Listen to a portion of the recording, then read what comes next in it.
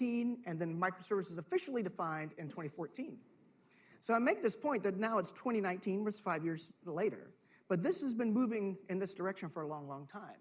And there's a reason why Netflix went to this microservices architecture. There's a reason why Amazon also went to this microservices architecture. And that's because they wanted to deploy even faster, okay? In other words, you could make a deployment happen as fast as once a week if you really, really work hard. But you can't go faster than that. It's actually based on your sprint cycle and the size of your team. So in other words, if your sprint cycle is once a week, you can only deploy every week. If your sprint cycle is every 3 weeks, you can only deploy every 3 weeks. It's a simple thing. But if you want to deploy faster than that, you break up the code base, break up the team, have different teams operating in parallel and deploying when they can deploy. And so that's where all this stuff like Ribbon, Eureka, Hystrix, and things like Docker and Kubernetes really came into the foreground, okay? Now, back in 2014, you can see Kubernetes was born. We actually brought OpenShift to the market in 2015 with this presentation. You can go to the YouTube video there and look at it, where we showed you how to launch 1,026 containers live on stage. So we were the first provider of on-premise Kubernetes. Kubernetes supported for anybody and everybody. And we did that back in 2015, and our launch was this particular presentation. So we wanted to show the power and lightweightness of this architecture. You could launch 1,026 application servers on the fly, and we did, in 2.5 minutes, and then we invited the audience to also go in there and upload a little file to each one of those servers. And they did. You know, so we actually filled in the whole board there, these little tiles filled in with different images that people doodled on their phone. They basically planted their flag in one of those containers. It was an amazing presentation. I encourage you to go and watch it. But here's something we learned in that process. We learned that we had to do this with Node.js at that time. We couldn't do it with Java. Java itself was too fat and slow to do this in 2.5 minutes. And so that was another thing that's we've been thinking about for many years now. Why couldn't we do it with Java? Java is still the primary programming solution, primary programming language for the enterprise. Why can't we make it smaller, faster? And so that's what we've done with Cqrs, okay? So just keep that in the back of your mind. Now, always when we talk about these things that we're showing you in this presentation, our goal is to give you greater agility. That is our primary focus. Are you gaining agility or are you losing agility? Some of these ideas in this whole microservice cloud-native world are going to cost you more money. As a matter of fact, they probably will cost you more money. Just definitely going to cost you a lot more pain and suffering because some of these things are really, really hard to do. Distributed computing and the fallacies of distributed computing will bite you. It will cause you pain and suffering as a software engineer, software architect, as an operations team, as whomever is responsible for that application. But the goal is to give you greater agility, not to save you money, not to make your life so easy that you can, snooze at your job. It's to make you greater, more agile. That's really the primary point of this. Now, here's one of the case studies we actually published many years ago on how you move a deployment model from 3 months to 1 week. So this is what I was saying earlier. If your sprint cycle's once a week, then you can deploy every week. If your sprint cycle's every 3 weeks, you can deploy every 3 weeks. But what we normally do as software engineering shops is we actually have a 3-week sprint or a 2-week sprint, and we batch 6 of those up. And then we deploy every 18 weeks. We deploy every 7 weeks, right? In other words, we deploy at the end of a batch of sprints as opposed to the end of every sprint. Well, if you follow the agile models that are out there, you're supposed to have a deployable artifact at the end of every sprint. That's kind of one of the primary rules of the sprint concept. We have a deployable artifact. So if you have all the other automation I mentioned in the evolutionary chart, you really embrace DevOps, you really embrace infrastructure as code, you really embrace automation and a fully automated deployment pipeline, and you leverage the concept of Linux containers and something like an OpenShift or Kubernetes with that, then you can move from 3 months to once a week, as they did here for KeyBank. So the good news about this is they did not embrace distributed computing and microservices. They didn't go that far. They only did the very first set of steps in my evolutionary chart.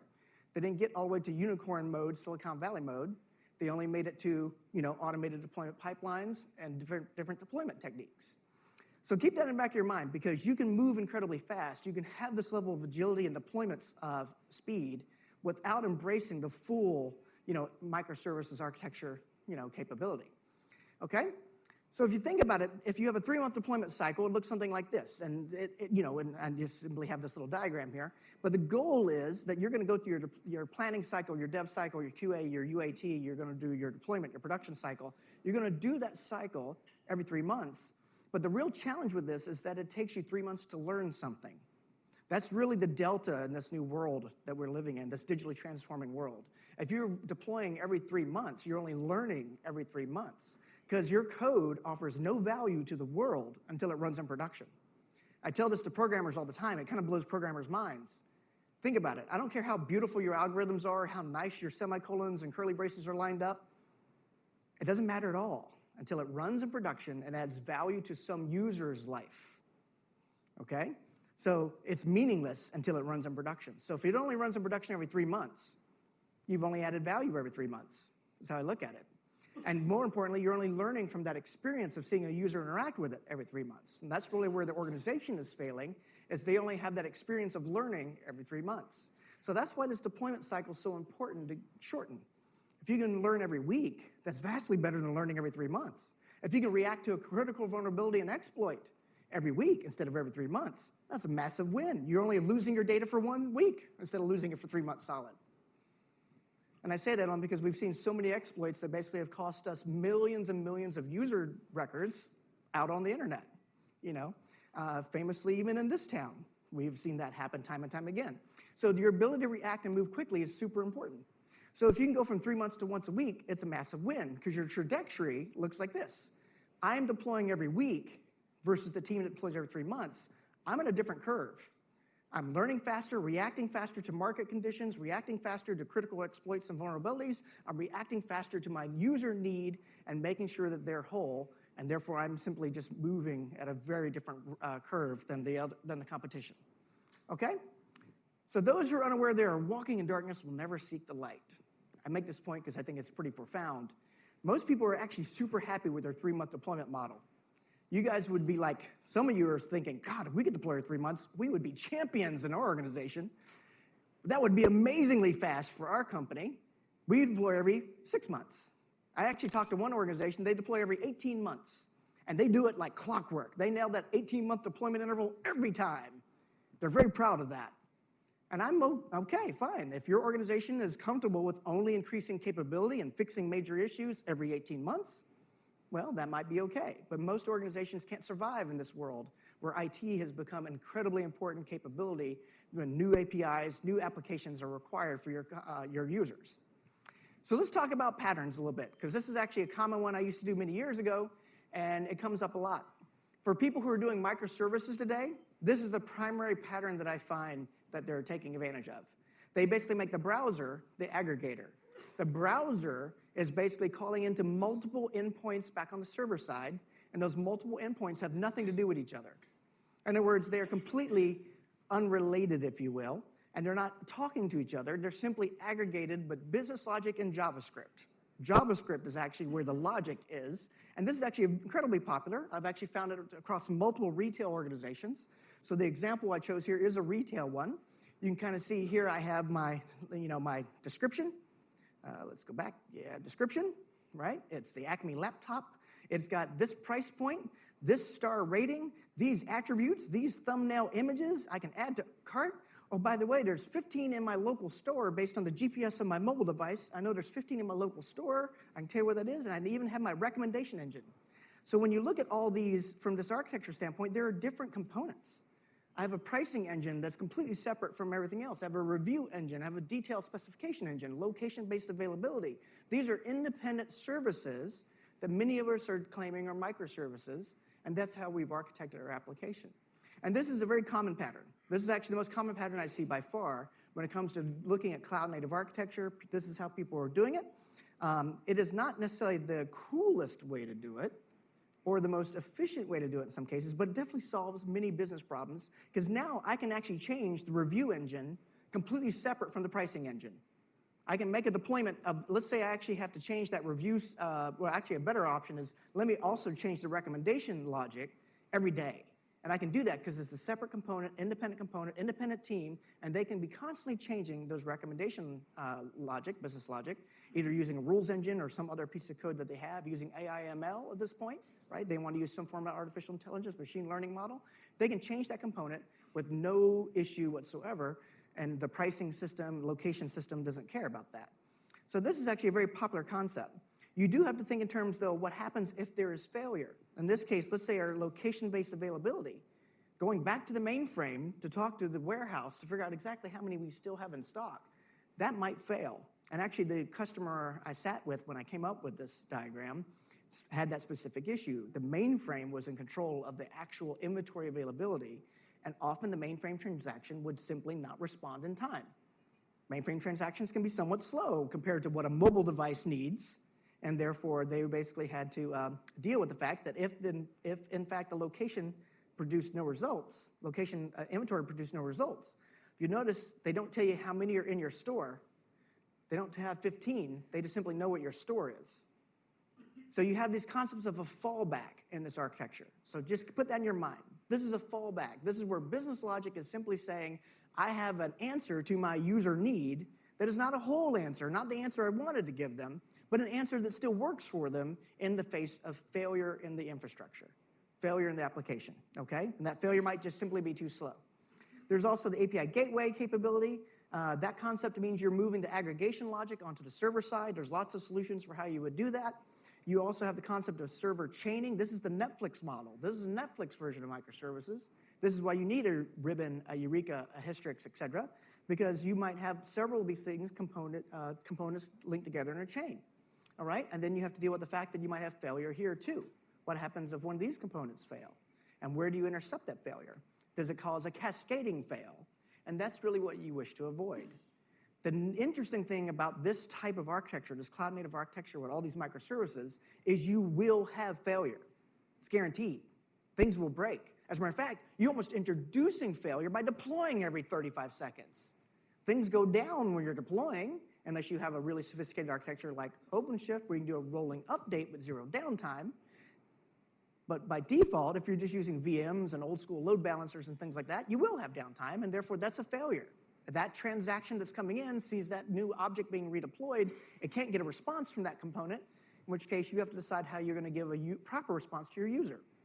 So this is also very important to understand, like, people mix these models too, okay? And so now you have an even greater attack surface, if you will, for how things might break or whatnot. And I should mention, by the way, all of this content for this presentation is at the bit.ly link at the bottom, bit.ly Cloud App Arc, which will get you access to all these slides and all these links, and therefore you can have access to it right on your phone right now. It's just a Google Doc, okay? So let's talk about this rather quickly, and then we'll, like I said, we'll have a deeper dive later today in my later presentation. But this concept here of your monolithic application, this is the world we used to live in, the world that many of us still live in. We know what our application looks like. We can get our arms around it. We know what our team looks like. It's not that bad. But what has happened over time is we start thinking in terms of our application as a series of components, a series of modules. We started referring to these things as microservices, and you'll notice that our application, what we think of as our application, fades into the background, especially as we start to distribute these microservices around a network. This is where it gets tricky. This is where we have to have some really advanced infrastructure capability to manage this. This is where we have some very sophisticated, techniques and tools, and more importantly, DevOps philosophy in our organization to basically embrace this kind of architecture. The monolith was easy. We could deploy it every 6 months with our big old team and our big old waterfall process every 6 months. We could nail it. We were proud of ourselves. 6 months, 6 months, 6 months. But the new world is like, deploy every 6 days if you can. Deploy today if you can. Deploy to yesterday if you could have. Please deploy faster, because we want to fix the bugs faster. We want to have new features faster. We don't want the critical vulnerability that leaks all our data in production for any length of time if we can avoid it, right? And in this case, I'm talking about like the struts2 vulnerability. And struts2 is a jar file that goes in your application and leaks all your data to the internet. So literally, the application errors that you could have at this point are profound. It used to be we'd have to worry about our infrastructures, our firewall configured correctly, is our Linux operating system set up correctly. And now we're talking about a jar file, or better yet, if you are moving to Docker at this point in time, it's actually just a layer in your Docker image that has the back door in it that now everybody who wants to can exploit. So how are you building infrastructure so you can patch that quickly? Microservices, by the way, have to have their own data. And now we have more than one database. We have many databases. And by the way, if you're very concerned about what I just said, there's a nice book on this topic. How do you deal with monolithic database in a microservices world? So Edson Inaga on our team basically put together a nice set of tips and techniques for how to deal with that. You also have multiple points of entry inside this application architecture. You used to be, you had one front door. You had to come through our portal to get access to the whole monolithic application. Now we have an API suite, API service that deals with business-to-business partners, deals with mobile application capability, deals with the desktop browser, as it always did, and all those different individuals, different components can access this application. We have multiple teams with their multiple different pipelines. Some cases, they have different application architecture. In other words, one of these little components might be written in Python because it's AI/ML based. One of these might be written in Node.js because that's the best backend we need for our front end, right? Many of these components are probably written in Java because that's where we come from. That's our legacy. Some of them might be written in C++ because that's also part of our legacy and what we have today. For all we know, you might have written some of this in C# because you're a C# shop and you have .NET Core now running in a Linux container. That could certainly be part of this also. So there's lots of ways to build these things, and you have multiple teams with multiple skills, with multiple pipelines, and it makes this a very complex world. You have all of these kinds of microservices principles. These are actually very hard tests to pass to be a true microservices shop. We could spend hours just talking about many of these things. We're not going to because we don't have time. But just think in terms of understanding that your project team is no longer a project team. The way you budget and the way you organize is no longer by project, but by product. And this is probably the most profound change you'll see in an organization is when they move from project mindset of we have software people who show up, they do a little work for 3 months and they disappear maybe to be never show up again, versus product mindset where our people are on this product forever. They will build an amazing thing for their users forever. They take great pride in their workmanship because they know they're here forever. Their API is brilliant. They never break backward compatibility. They understand how they deliver software better, faster, because they have users to be successful. They have users they want to make successful. So those concepts are very different than the way we built software in the past, where we're like, oh, we budgeted that thing. We got 3 months of time on the budget. We brought people in, contractors, let's say. They did the job. They hacked up some code. They took off long before we deployed it. Then it took us 6 more months to figure out how to deploy it. And I've been through this process. I lived through this model many years ago for different software projects. The new model is product, not project. So old school versus new school. And the new school, this is where something like a Kubernetes or OpenShift really shines. Okay? If you're still old school, your VMs and whatever pipeline you've created to manage those VMs will just work brilliantly. No problem there. Okay? You have bare metal hardware. You can feed CDs into CD trays still if you have to. You might still have some of that in your infrastructure today. No problem. But if you're going new school, then you need something like a Kubernetes-based solution, like an OpenShift-based solution, that will help you manage that craziness that's part of this architecture. Okay? All right, we got a few more minutes left. Let's see how much more of this we can get to. But you must be shapeless and formless like water. I love this quote too. So in other words, if you have a rigid mindset, a rigid organizational structure, a rigid code base, you will break. You cannot achieve this new way of doing work. You have to be flexible. That's kind of why I like this quote. Okay? So let's talk a little bit about the journey from monolith to microservices. This is actually one of the most common questions we are still getting in 2019. It's like, I have a monolithic application with a monolithic team and a monolithic company. How do I move to this new world of cloud-native architecture and microservice architecture? And so I'll walk you through this so you guys can tell me if this resonates with you or not. But the concept is real simple at this point in time. People call this a strangler pattern, and I'll show you what it is visually. So if you think about back in the day, when you actually built your application, before you built it, you drew it on the whiteboard, or maybe chalkboard if your application's that old, okay? You know, if your application's that old, it might have been a chalkboard instead of a whiteboard. But you actually had a nice 3-tier architecture. You knew what your client-side component was going to be. You knew what your database was going to be, and we're going to use a relational database at this point in time. And we had our 3 tiers, our UI, our logic, and our data access. We did this in the Java community. We did this in the C# community. We did this in all communities that existed back in 1995, because this is how we built applications. We called this client-server back in the day. We called this web shortly thereafter. But we are talking about 1994, 1995 timeframe. And then, you know, if we did it right, we had these nice components, nice clean boxes. And our architect, you know that person you curse today? The architect, the person who designed that application originally, they had a nice, pretty diagram they drew up. And I make that point about you cursing the previous person because that's what we do as software developers. Who thought of this architecture? What the hell were they thinking when they used this library and this product and this technology? Oh my God, what were they doing with that WebLogic T4 thing? Oh my, we like to make fun of the people who came before us.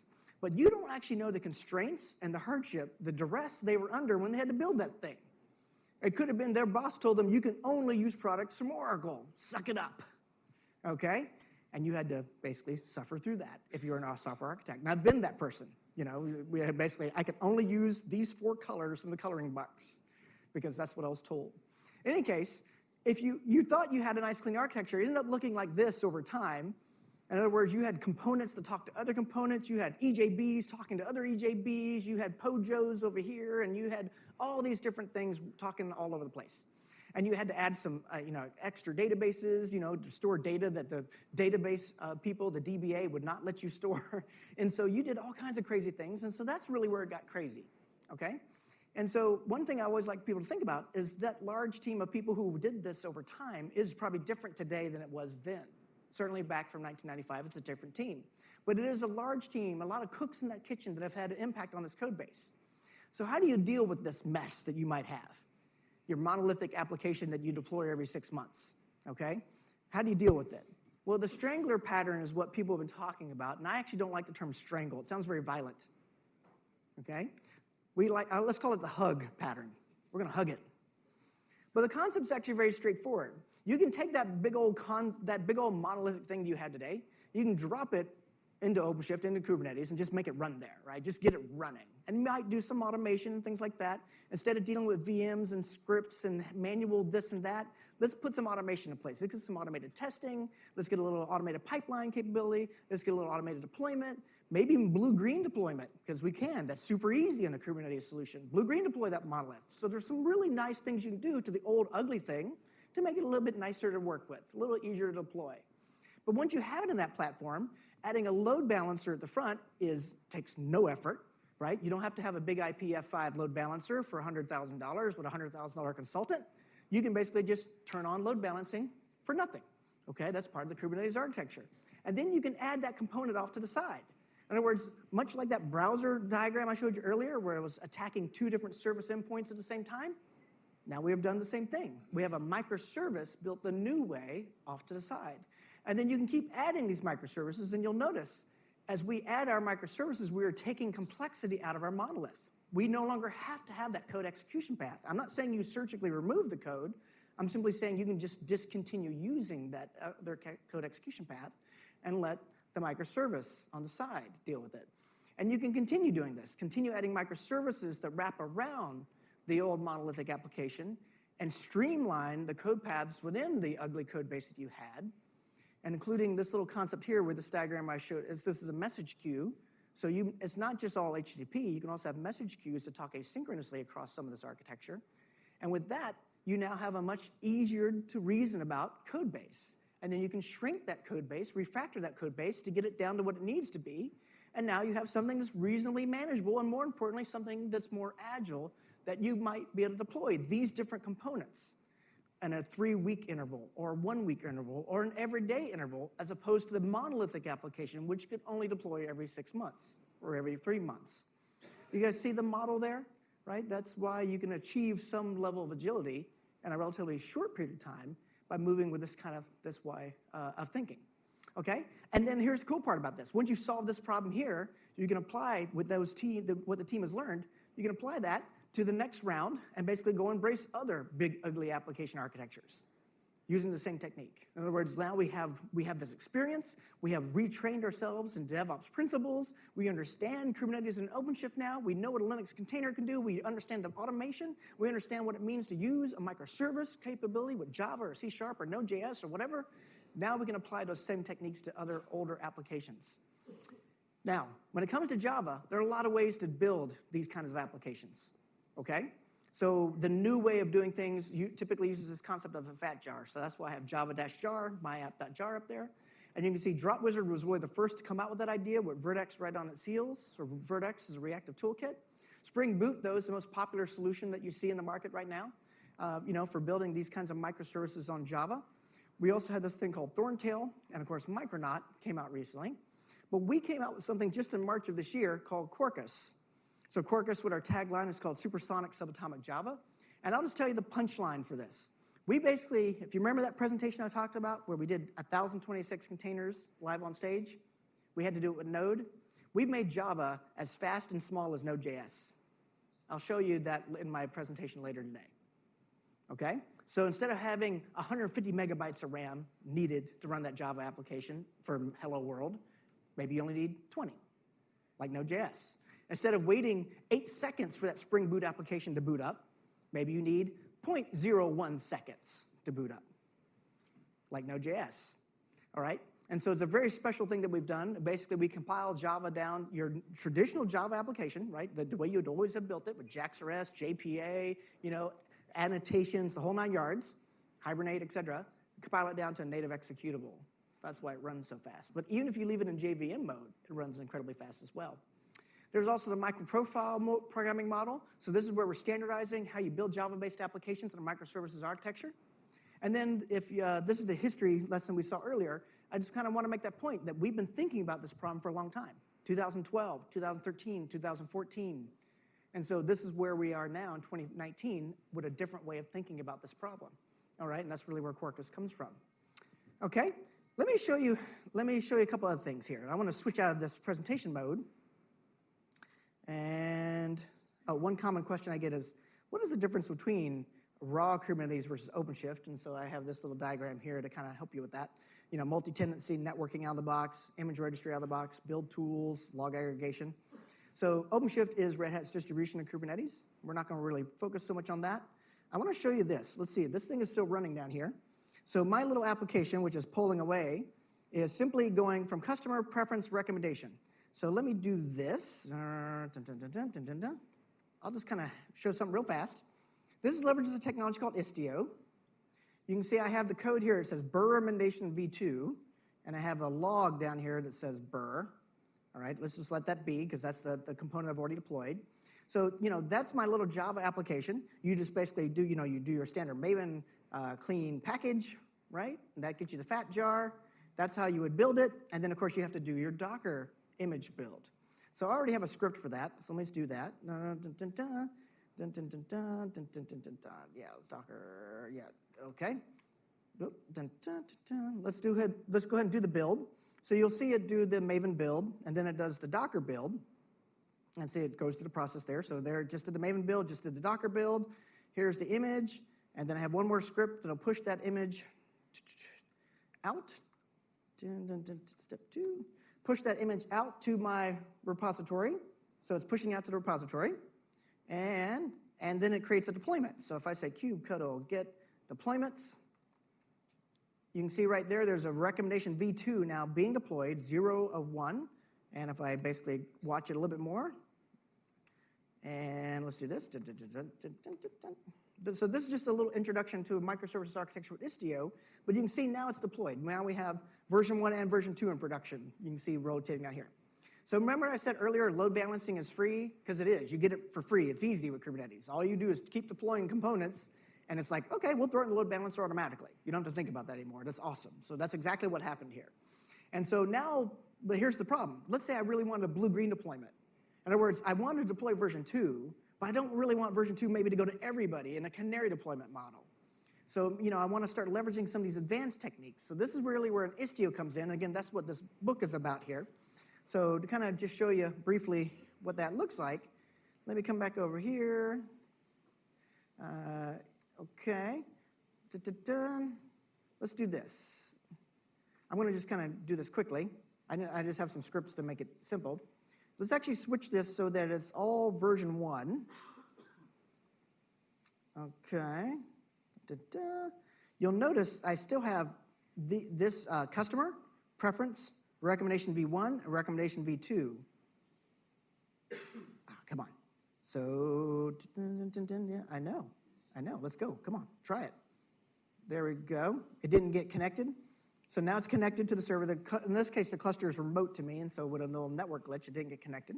But now it's applied those rules. You can see it's all version 1. In other words, our user is only seeing version 1, even though there's 2 there's still version 2 in production. The user only sees version 1. So this is an example where you can now practice a blue-green deployment, right? Basically, I can basically say, well, let's flip between 1 and 2. Let's go between 1 and 2. And that's easy to do because what happens is in your Kubernetes cluster, you have this concept of CRDs. And if you look at it here, this cluster has both Knative and Istio installed. And a CRD, a custom resource definition, basically means I can now extend the schema and API layer of my Kubernetes cluster. So in other words, I've extended it now to give it these new superpowers known as a virtual service. kubectl get vs, virtual service, and you can see I have one called recommendation out there. But if I want to keep changing this, I can now make the rules such that v2 is 25%. So if that gets applied, it's trying to apply it now, there it is, it's applied, get vs.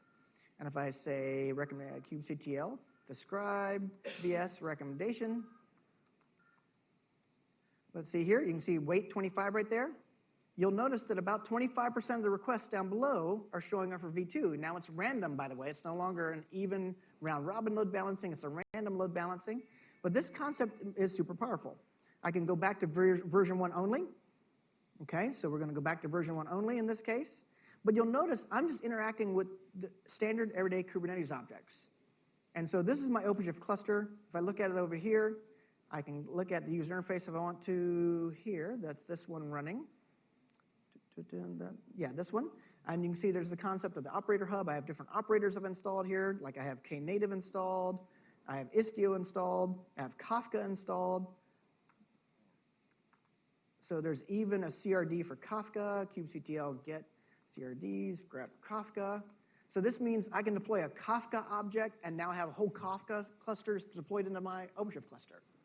So I'm just giving you a little taste of this just so you understand that there's an incredible power that's available to you once you want to move into this next generation of cloud-native computing and a microservices architecture and start leveraging things like event-driven architecture and serverless architecture, because Marius Bogovici is going to talk about event-driven architecture in 1 second. So one more moment, and then I want to show you a couple other things here. So we already did the V1 only. Let's also do this. I'm changing the rules now. Get vs. Okay, yeah, kubectl describe, vs, recommendation.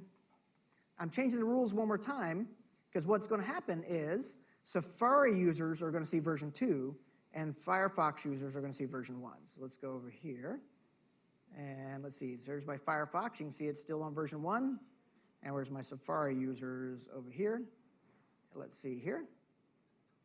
Okay, and you can see it's all version 2. So version 2 versus version 1. So this is an example of a canary deployment where I have decided only a subset of users can see the new version.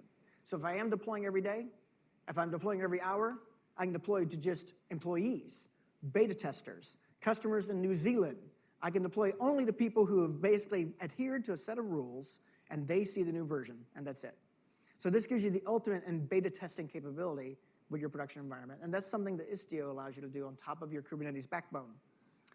Okay, now there's a lot more we could show you, and I intend to show you some more in this serverless presentation I'll do later. But what I want to do now is make sure we get the transition done to Marius Bogovici, who's going to be talking about event-driven architecture from his perspective. So Marius, you want to take over?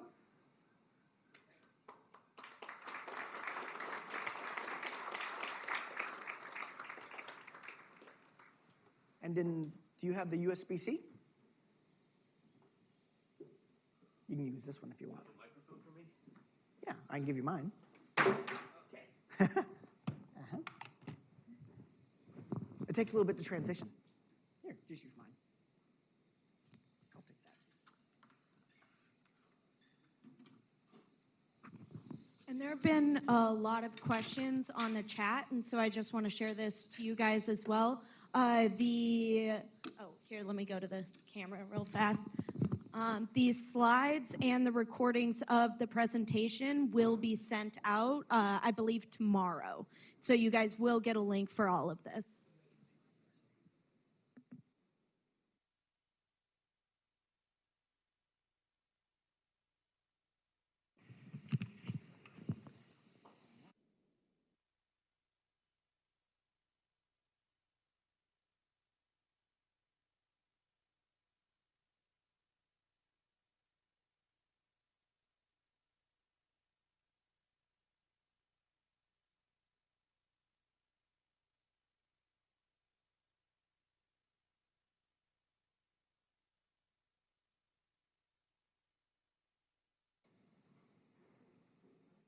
everyone can hear me all right? Better now? Fantastic. Well, thanks everyone for being here. One more round of applause is for Burr. I think he did a great introduction. And it provides a very good way for me to continue this conversation on event-driven architecture and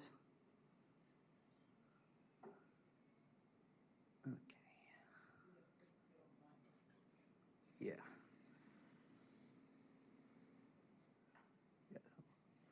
Fantastic. Cool. This is also a way for you to know that we have a Wi-Fi network, so, this was the demo part of the presentation. Very cool. So I'd like to take it over from where Burr left, and I think he did a very good introduction on, the challenges and opportunities that cloud-native architecture presents, right? And what I'd like to continue here is with a conversation on event-driven architecture. How many of you are implementing event-driven systems? How many of you are using messaging right now in your applications? Not too many. Okay, hopefully by the end of the presentation, you're going to have a better feel of not only how to use messaging, but kind of a better feel of the benefits and challenges, as I said, of event-driven architecture. How many of you are building microservices? How many of you are considering building microservices? How about serverless? I think there is a very challenging world right now, and a lot of parts are moving very fast and changing very fast. And part of this presentation is coming from my work as a solution architect for Red Hat. I work with customers. I work with them helping build solutions with Red Hat products. As Burr has mentioned earlier, Red Hat is famous for Linux, but actually we have a very deep portfolio built around capabilities that help you build applications. And this is basically my area of expertise around integration, messaging, data streaming. Right? And what we see right now is that, for example, the world of integration and the world of microservices, for example, converge. Integration is, for example, a capability that's focused on building systems out of other siloed separate systems. When you think about microservices, we're building distributed systems out of independent components. And again, I don't want to kind of repeat what Burr just said. I just want to add a different perspective of why and how are we building microservices, and why and how are we building things like functions. Why do we actually kind of think about this granularity as a beneficial thing, given all the complexity that it entails? And the answer is a change in role of IT in the past decade or so. Traditionally, IT has been seen as a cost center, as a capability that's necessary to the enterprise, but more or less, like all the IT functions are the same, right? So cost and efficiency have been traditionally the main driver for IT in the industry. With a number of changes, like especially with the rise of the unicorns, with the rise of digital capabilities of companies, IT has moved from that role more into the role of an innovator, of creator of business value, right? How many of you are seeing this happening in your organizations? I see a few hands. Hopefully, there are going to be many more hands, because I think that's the most exciting part of being right now in this world, is that you can create and deliver new value, right? If you think about like all the companies that have displaced traditional players in the industry, Amazon, for example, displacing retail, Uber displacing transportation, right? These are companies that have built their business around software capabilities, right? So, Netflix, for example, probably one of the most famous ones, displacing the entertainment space. So a lot of the things that you see there are coming from this shift of focus from how much it costs to how much value can it deliver. And it turns out that in the context of value delivery, building, having the ability to evolve parts of the system independently are critical. And while that doesn't mean that we have to run in droves to build microservices, it also means that clearly when you have things that are deployed and run and executed separately by separate teams, you have that breakdown that allows you to do this independent evolution in much faster ways than if you do it in a monolithic kind of way. And why do we actually want to deliver value fast? Like, what's the benefit of doing that? Well, first, we can create new features, right? We can create new functionalities. We can put them faster in front of our users, right? That by itself is not enough. We need other capabilities. We need the capability to evaluate the efficiency of these features, to evaluate how good they are, and how they impact our business. We need to be able to experiment. The fact that we can experiment, the fact that we can assess the result of our work, the fact that we can affect changes very, very fast gives us confidence. It's agility. When you think of agility, you think of, maybe a circus artist or someone that actually does, some very risky stuff. Having a safety net, which is the ability of fixing errors, of trying different paths rapidly, is critical to being able to do these kinds of experiments. Of course, we need to, rather than being like very focused on, kind of thinking very hard up front and then build a purpose-built system, we actually need to embed and create capabilities that allow, the faster evolution over time and reacting to changes either in external conditions or reacting to changes in the external conditions that we have created, right? Discovering new capabilities, discovering new business. Of course, we don't have an unlimited budget. We need to do so with consideration to our resource utilization, both in terms of, compute capabilities, storage, like everything we think in terms of resources as,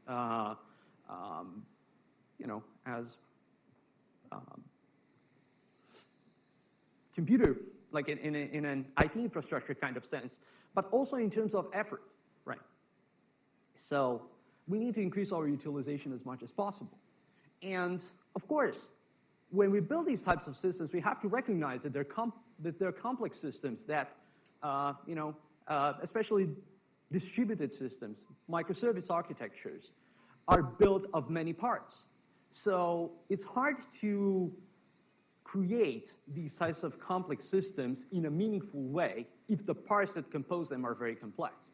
So we're striving to find parts that are simple and understandable as possible while still maintaining some kind of relevance and not being completely trivial.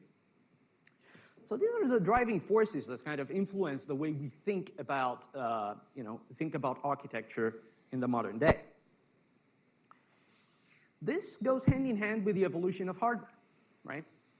You've seen in Burr's presentation a very nice outline of how things have evolved from physical, virtual, and it's not it's not incidental that microservices have basically emerged right around the time when cloud infrastructure was available. The idea of creating new business components and actually having the ability of getting resources on demand to actually execute those components goes hand in hand. And the influence is mutual.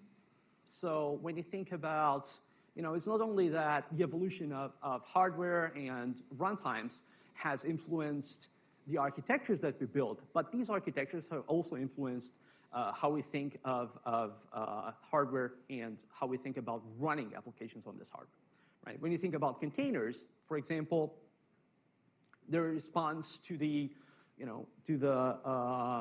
increasing granularity of application deployments and finding better ways to run these applications.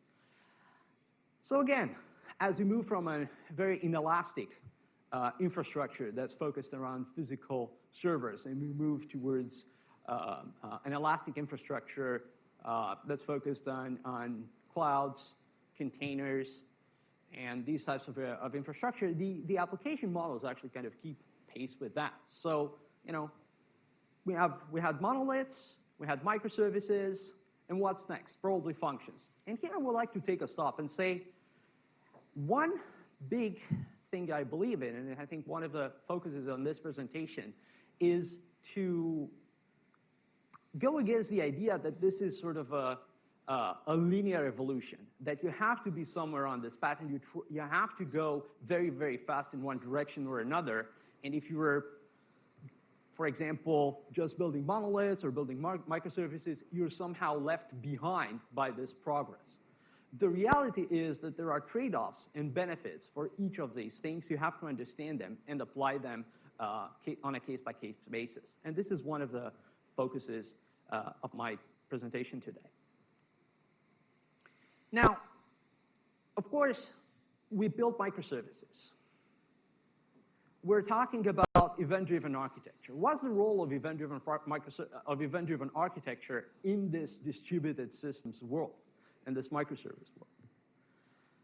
To understand the benefits of event-driven systems compared to request-reply systems, is basically to look at the two interaction models and the differences between them. And the most obvious one is that while request-reply, which is the most traditional one, it's the way we actually know how to build things. We have spent a lot of time building web applications, RESTful interfaces, APIs. Like, we do a lot of work in that space. So we have a lot of knowledge how to build that. They're centered around a synchronous and ephemeral interaction between a client and the server, both having to be up at the same time. It's a simplified model. It's basically, as I said, it's a very understood model.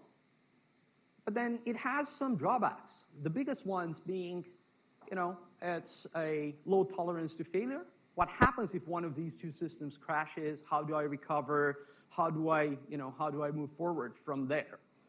And then the low composability of the system. Like, if I want to add, for example, a new component that handles a specific request in response to an action, how do I do that? Do I change the client and make two requests, or do I delegate that? Like, what's exactly the way I do this kind of work? By contrast, event-driven interactions are based on the assumption that besides the producer and the consumer, besides the two parties that actually that interact in this architecture, there is a third entity which is independent of both, which is the event. And the role of the event is actually to serve as a communication mechanism between two completely decoupled components, right? So, of course, this has the advantage that the events usually survive either production by the producer, or in some cases, for example, if you have like for high retention systems like Kafka, for example, survive consumption. Events are still there, right? Offers higher tolerance to failure exactly because of this decoupling, but it's a complex model. Like, if you try to build, like, part of the challenges of adopting event-driven architecture are exactly around the complexity that it entails. Events come in different shapes and forms. They have some common characteristics. They're immutable. An event once produced stays like that. They could be persistent. They could be shared between systems, like especially when you have a publish-subscribe communication model. You can have multiple subscribers coming through, speaks to the composability of the system. I can just add new parts, new applications in the topology, subscribing to a topic without having to affect all the other applications that are there. And they capture different types of functionalities, right? Like, they could be notifications, something happened, and the system has to react. They could be instructions, like asking the system to change its state, like a command. Or, they could be they could indicate different state changes. I think in the case of event sourcing as Cqrs. And we're going to have a good presentation of Cqrs later by Don. The key here, and I think the biggest shift, the biggest leap in thinking around events comes with adopting events as part of your application design, as part of your domain. How many of you are familiar with the concept of a bounded context and domain-driven design? So if you're looking at microservice adoption, this is a critical thing that you have to bear in mind. It's not a new concept. It has been launched like 15 years ago in a conversation on how do we modularize systems. The idea is that the best way to modularize systems is around well-defined business capabilities. Right? If I can identify different parts of the business and I can isolate them and I can develop them in isolation, then they don't have to be microservices. They could be part of the same application.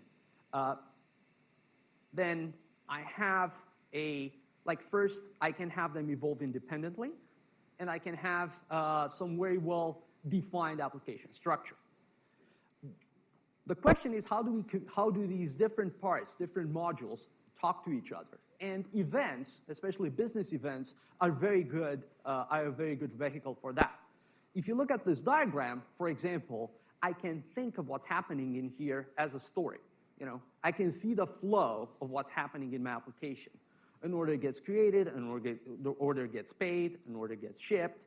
This system reacts to that. So it's a very, very clear. It's not only highlighting what's happening in the system, but it's also telling the story of the system. That's why events are great for. And there are techniques, for example, like event storming, where the design of the architecture starts with the interactions and events that happen in the system, right? And it's a very strong technique to deploy, to develop microservice architecture. I'm speaking about that because, our colleagues from the Open Innovation Lab at Red Hat, who work with customers in adopting these types of technologies, for example, are big fans of this design technique and have written and worked a lot on this topic. Event-driven microservices, when you think about it, it's a fancy term, but what it describes is essentially a collection of well-defined business applications, of well-defined modules that incorporate a part of the domain and interact with each other through well-defined mechanisms, through well-defined topics and queues and generic messaging middleware. It doesn't get any more complicated than that. Everything else that you have is essentially built on top of this concept, right? If you can identify, if you can define your events, if you think of the events that flow through your system as part of your API, you structure your topology around that, and you build applications around that, then you're on a good path to build event-driven microservices. In general, it is beneficial to rethink the role of event-driven architecture as a concept. So starting with events up front, events as a center, allows you to to fight the sprawl, the evolve from the traditional system and data-centric design, where I know what my systems are, and I create a bunch of ad hoc events to connect, to create a bunch of point-to-point connections, to moving into an event-centric design where well-defined flows of events are used to connect components at different levels of abstraction, either microservices, but moving higher, entire applications and topologies. And you can even think about them being, the connection point between, for lines of business and regions, right? It's easy to think about, for example, how it's easy to think of how, two parts of the business can interact with each other when you have a well-defined event bus. And I think that's a major shift that we see right now in the industry and with some of our customers that are moving into this space. Now, Now we kind of have an idea of these applications and how they interact using events. The question comes, how do we run them? And as you've seen in Burr's presentation, I think enough arguments as to why microservices are, microservices and containers are a good fit for each other. Containers actually offer a very good, a very good way for deploying complete applications, like for putting everything that you need, for creating the immutable artifacts that give you confidence that the same environment that you're using for development, testing, for development, staging, and so on actually ends up in production, and there are no surprises when you run them. They're well isolated, right, in terms of resource usage, so the problems, like it solved a lot of the problems of things like noisy neighbors and other challenges that you have when you have, for example, something like a shared application server. And of course, solve the problem of utilization that you have when you think about things like virtual machines, right? There's still processes running in the same operating system instance. Each container is, but they're isolated well enough that they don't impede each other. So you don't have to run, you don't have to add the overhead of an entire operating system around a very granular component. Of course, the challenge with these things is that containers by themselves are not enough. So, just having things and running them, especially with large distributed systems, adds a number of challenges. You have to know, for example, what your application is doing. If an application instance crashes, who's going to restart it? How do you know that the application is healthy, right? How do you start in an easy way multiple instances of that application? And this is the role of platforms such as Kubernetes, and as I've seen earlier, our enterprise Kubernetes, which is OpenShift, provides. It provides a space for you to focus on writing applications and making them running applications reliable, transparent, and boring. And I will repeat that. It's not something you want to hear about like in a presentation in any way connected to that. But the operating word here is boring. You don't want the excitement of fighting fires with your application topology. You want to defer that to the platform itself. Our vision for running, like as an aggregate of running event-driven microservices, especially with the platform at hand, is essentially a combination of elastic computing for running the applications, as well as using the platform for running the middleware itself. Having all the messaging infrastructure, the data infrastructure, and everything else as managed services on the platform, and using the capabilities of the platform to offer that as a service to the applications. Right. Okay, that's fine. I mean, we kind of got to the point where we have an idea of how these applications run, how do they talk to each other, how they connect, we are excited about having the messaging service running there. What are the challenges with this? Well, first one is utilization. Remember that we started building smaller and smaller components that take parts of the entire application responsibility. Before, we had it all in one. The application was utilized 100% of the time. As we move forward, there is a chance that some of these components are actually not used that frequently, and yet they consume compute resources. Things like connectivity. Like, still, I need to figure out how these applications connect with each other. Where do they find the service? Like, how do they work? Where do they get events from the different data services they're interacting with? There is a challenge of abstraction. You need to know what kind of broker, for example, for eventing applications, they need to know what kind of broker they have. They can have, what are the data and payload formats, and so on. Other things that are basically a function of the topology itself, like observability and security. So it turns out that some of these questions and some of these challenges can be answered by thinking about what the serverless model has to offer. And this is like, it's good to kind of take a quick look into, how serverless systems operate and what do they, in what way they complement our needs for event-driven microservices.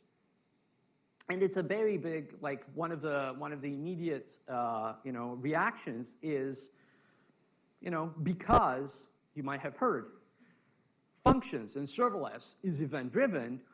Why don't we want to use that all the time for building for serving all our event-driven needs? And I want to kind of talk about that next. But first, let's take a look at how the serverless model operates. And this is basically kind of a generic thing that applies to different runtimes and different types of systems. Essentially, the core idea of serverless is that you can have developers focus on writing business logic and passing on the responsibility of executing that business logic to a platform, to a runtime. Serverless architectures have two components. One is basically, the component that kind of takes care is the runtime itself, that takes care of, executing functions on demand, executing like auto-scaling and creating new instances and scaling horizontally as needed. But the other critical part of a serverless architecture are the data services. Right? And if you think about like all the clouds, for example, Azure, Amazon, they typically marry this kind of, they marry this, the fact that you have data services with the capabilities of executing functions directly in connection with these services. Right? And as you will see later, you can actually build this model on Kubernetes. You don't have to go to a public cloud to get the same benefits, right? But the key here is that there is a very seamless and abstract integration that happens through the runtime between the event sources, which could be, again, data services, databases. They could be messaging services that, an event has arrived in a specific messenger, I need to execute a function, and the runtime, right? And the fact that, like, all this connection between the two is abstracted out by the platform. Now, when you think about this, a few things can a few things that serverless platforms offer can be picked up by microservice architectures in general. Things like, elastic execution, and avoidance of idling. Like, you don't necessarily have to have things running all the time. You can run them on demand. The notion of having utility data and messaging infrastructure. And we kind of already went in that direction if you've seen the previous diagram. Like the notion that, all your infrastructure is a service essentially offered by the platform in much the same way as, the power grid, for example, is a service provided to homes, right? Kind of want to decouple from that. And in particular, decoupling business logic from message infrastructure, like having functions that just deal with abstract events, not necessarily kind of thinking in terms of this is a message coming from this middleware system, but this is more like a business event, right? Now, you've heard probably that serverless is great at connecting logic with data services. There are benefits on that. Like, obviously, I can write things very easily, but there are also some drawbacks and risks. One of the biggest criticisms of serverless, for example, is uncanny similarity with something that we left behind in the 90s and early 2000s, stored procedures. The notion that you can connect logic to the data can go as far as, distributing the application functionality around, and making that logic too dependent on the system that they are interacting with itself, right? We've spent a lot of effort especially with domain-driven design and application design, to think in terms of aggregated coherent business logic to build business domains. And right now, what we're doing is splitting the parts of this business logic and basically redistributing it along the different systems that this logic is interacting with. So there is a risk. The loss of this domain is one of the risks of this model. The other one is essentially when you think about like this particular diagram here, system A executes a function in response to some, like a function is executed, for example, here in response to a change in system A, maybe a change of data, maybe a new message has arrived, and interacts directly with system B to actually sort of, maybe write the data in a streaming ETL scenario. And when you think about it, this basically can devolve very rapidly into, a sprawl of point-to-point integrations between systems. Again, very hard to make sense of what's going on. So again, this is something that we left behind by starting to build these more like event hub-oriented integration models. Right? So some of these, like some of the lessons that we learned in microservice architecture and some of the lessons, like for example, the idea of building event hubs, translate pretty well into serverless design. The notion that you can have functions, for example, that do the translation of events coming off event sources, putting them on a topic, transforming them into business events, and writing functions that process business events, and basically using the messaging service as a backbone for your communication is a very powerful one, right? And it allows you to, slide easily between, let's say, the complete function-oriented, serverless-oriented model and a more traditional application-focused microservice architecture, right? Of course, the question is, if we can execute functions in response to events and we have them dispatched and we have them executed on demand and we don't have these applications running all the time, right? Why don't we do that for everything, right? Why do we even bother writing microservice applications that connect directly to messaging systems, or we just go directly to functions and execute everything as a function there, right? And rely basically on the dispatching mechanism of the runtime to just invoke us whenever an event has happened and whenever an event has arrived on a queue. Well, there are advantages and there are pros and cons for the kind of the classic, and I'm using microservices here in a very, like in the specific sense of applications that contain a very well-defined part of the business model. So, there are benefits, for example, for applications that interact directly with a messaging system and not through the intermediation of a serverless dispatching mechanism. One of them is that you can have optimizations. Things like, buffering messages, receiving multiple messages, or something like that, right? That's a big deal, especially when you have like high throughput, low latency scenarios, because obviously the kind of the drawback here is that, it's a low level of abstraction, it's tied to the messaging infrastructure. You're writing a Kafka application, then that's going to stay a Kafka application forever. You write a function that's connected to, like through a serverless system, to a Kafka system that's kind of more abstract. But if you have, like, again, it's all use case driven. So, if your requirements are, for example, around high throughput and you have these needs for optimization, then it's a perfectly legitimate thing to kind of think this way. The other obvious drawback is what we started talking in the beginning, which is the potentially low utilization of this architecture. We don't know. Like if I have, for example, messages arriving very infrequently on these particular topics, maybe it does not make sense for me to run this all the time, right? To keep an application running, and then maybe I can think about something else.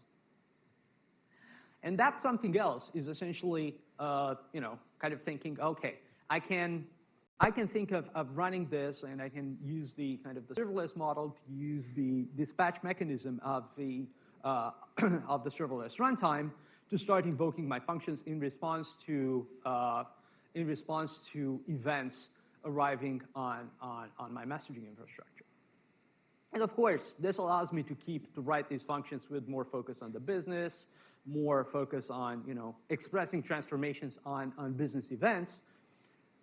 I don't have I'm completely decoupled from. I don't even know where these events are coming from. I'm just executing something, so I can start testing them. I can write the same code, for example, for handling HTTP requests and handling business events coming in from messaging. The drawback is essentially the increased latency, and generally speaking, the overhead that the dispatching incurs. Right before, when I was connecting directly, my messages arrive immediately without any mediation. Now I have to go through a layer that has to figure out how many instances do I have, how many instances I should have, where does this message go, who's going to receive it. That's beneficial if you're having infrequent invocations or you want to massively scale this, right? So there is, if you want to defer, for example, you don't want to think about how many instances of this function you want to have, and you want to defer that to the platform. That's a great way of doing it. But you have to bear in mind that there is an overhead, and you have to be willing to take that cost in order to get the benefits of more flexibility. Now, we've talked about, messages and functions and how they work together, and you can see that there is a very instead of thinking of a very clear delineation between them, you can see that there is a continuum, right?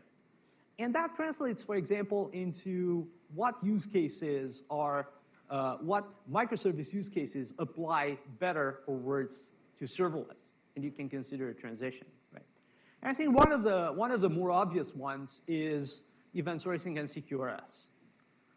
Don will talk in more detail about Cqrs later, but I want to emphasize that the premise of Cqrs is that you can segregate the functions, like the reads and the updates, right, that you do to a system, and have them really handled as part of as different parts of your application topology, right?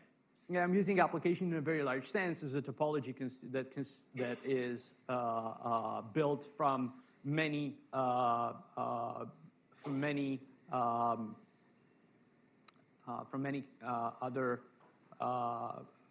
microservices. So it's common that I have more frequent reads than writes. So I want to optimize and scale, for example, the read part independently from the update part. And this is one of the areas where, remember when we talked about functions, for example, splitting the domain, splitting a business domain. This is a good example of situation where this works, because of the need to scale the different operations independently. Other use cases are, especially other valid use cases, for example, are around streaming ETL, using functions for reacting, for change data capture, for their transformations. Typically in a streaming ETL scenario, you want to build a canonical model that you propagate to the rest of your application infrastructure. These types of transformations are captured very well as functions that can be executed, for example, when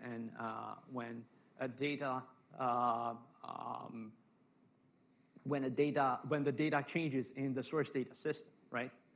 And of course, writing data to a target data system is another good candidate for a function. Whenever we have new updates, then we can just write them. And it's very similar in many ways with Cqrs. And the advantage here is that by using, for example, something like a topic to mediate between the two, you can actually start doing other things with these updates. Besides ingesting them into another system, you can start running analytics on them and start monitoring independently monitoring what your application does and what happens in your system. Start doing that independently from the core of the application itself. And another use case, and I think this is a big one for serverless, is the ability of load balancing and computing at a very high. Now, remember when we talked about like building very, very simple parts and very simple components to actually start putting them together. Functions have the great advantage that they can execute independently, and if you have the ability of decomposing a very complex task, right? Like in a MapReduce or a scatter-gather type of scenario, essentially you can push the different operations, the different data chunks that have to be handled on a topic, and then use the auto-scaling capabilities of a serverless platform for a very short amount of time, allocate more computing resources to deal with the burst of changes that this scenario incurs, right? So this is I think probably one of the aspects where scaling and auto-scaling at very, very high at a very high number of instances and high parallelization, these aspects of serverless are really, really useful.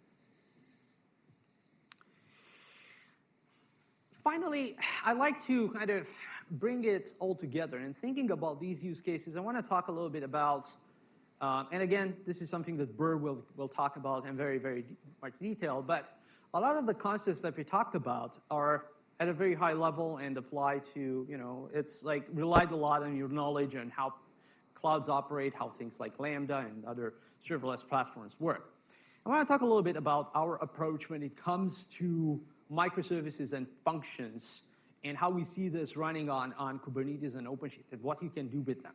And how these concepts, especially because I've been talking earlier that there's not necessarily a very kind of clean delineation between the two. There is, like, you can have options. You can decide to run certain pieces of functionality as a microservice just because they're very they have very high utilization, and some other times you can run them as functions. How do we use Kubernetes and OpenShift for that? And we see container orchestration as a key piece for closing the gap between microservices and functions and offer a development-focused experience of writing applications.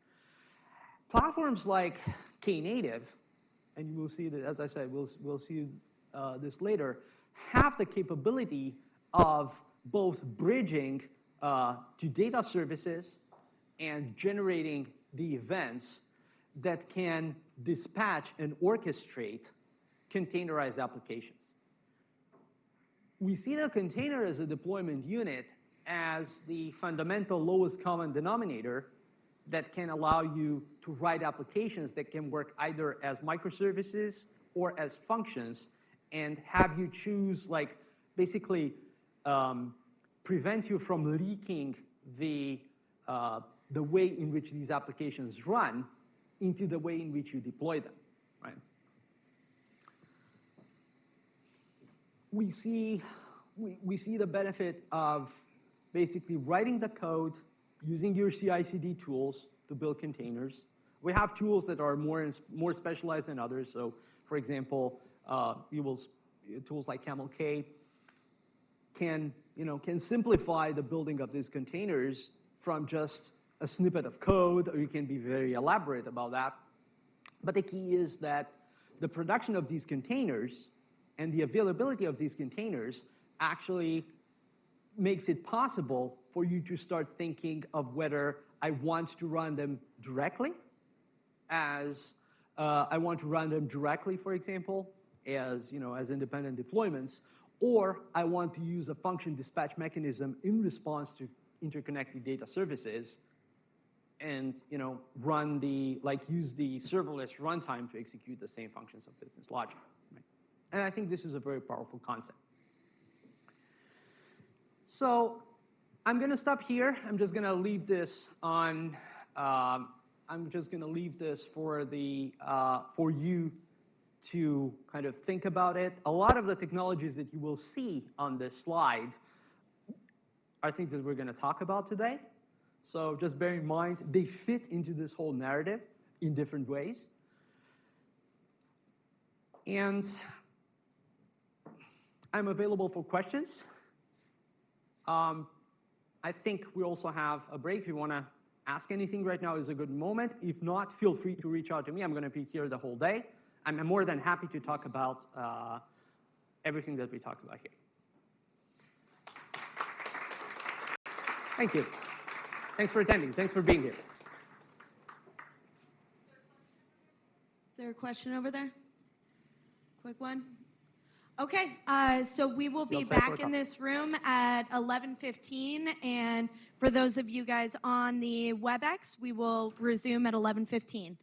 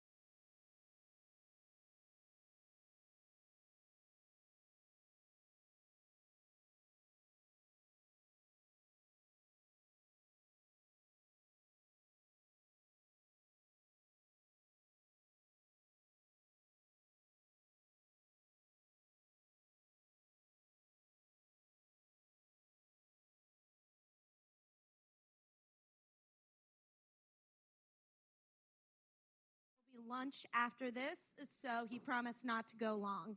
Thanks.